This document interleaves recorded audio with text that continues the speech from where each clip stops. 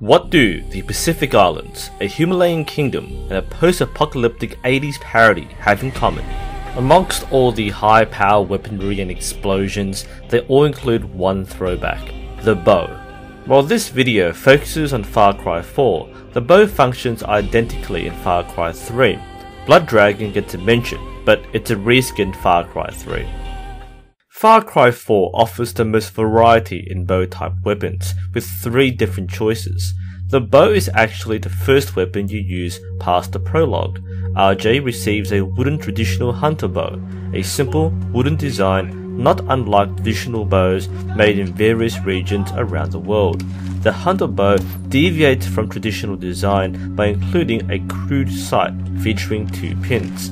In the game, the top pin often falls too short, and in most combat distances, the player will likely aim between the pins or use the lower pin for mid-range. The player can soon purchase the recurve bow, the same modern design found in Far Cry 3, but default it starts with the same 2-pin stock sight. The player can then purchase a reflex sight, providing a very useful illuminated dot, making it far easier to aim. The recurve bow also has a marksman sight, an interesting modern inclusion. The sight provides a cosmetic electronic interface with distances marked, making it far easier to acquire long-range targets. Actually hitting them can still be challenging, mostly because it's difficult to gauge distance in the game. While both the bows have different stats, they function the same. Both are practically one-hit kill weapons against regular soldiers. Soldiers with body armor take 2 hits or 1 headshot. The heavy armored soldiers are practically invulnerable.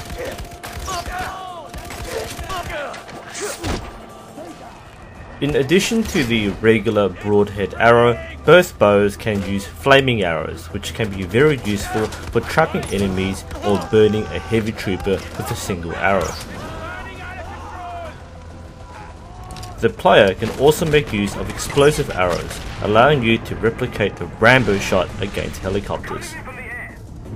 Since the recurve bow outperforms the hunting bow in every way, it normally occupies a spot in the player's inventory for the first third of the game. This is because the bow offers the clean kill ability when hunting animals, giving the player a karma bonus and extra skins per harvest, great for speeding up upgrades. Additionally, the player is unable to purchase suppressor upgrades until much later in the game, which makes the bow the only silent option. Along with being a one-hit kill weapon against most enemies, it has a useful purpose in taking out outlying sentries before moving in for the kill.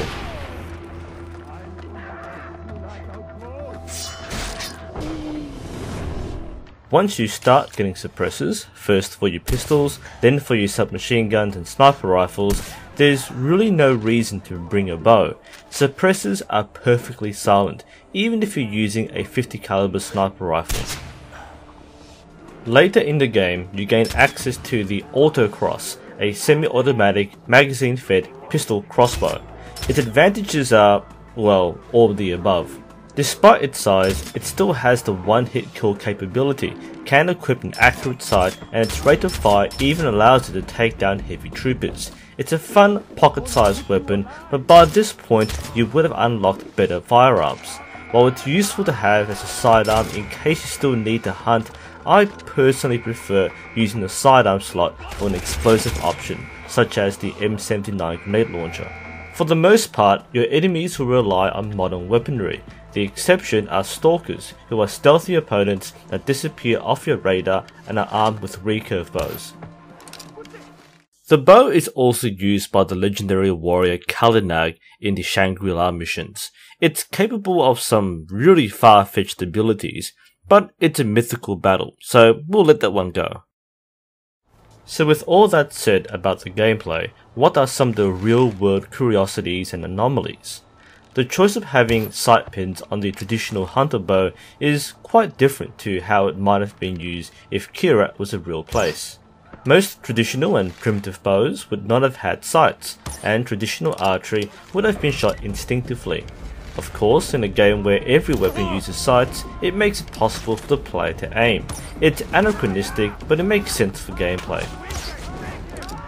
The reflex sight on the recurve bow is highly functional in-game, as is the marksman sight. In real life, these would likely be low-tech accessories, such as being typical hunting sights that use illuminated fibers. Again, it makes it easier for gameplay's sake.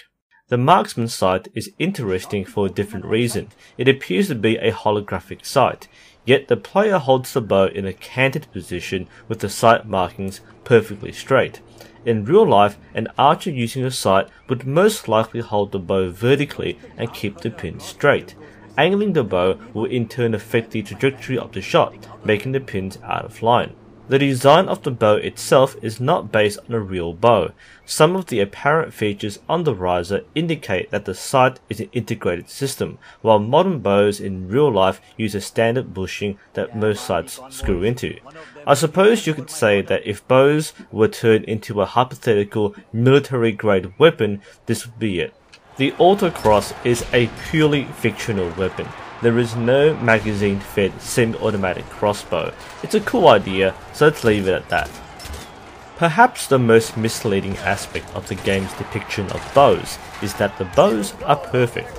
The arrows always fly straight, and you only have to adjust for distance.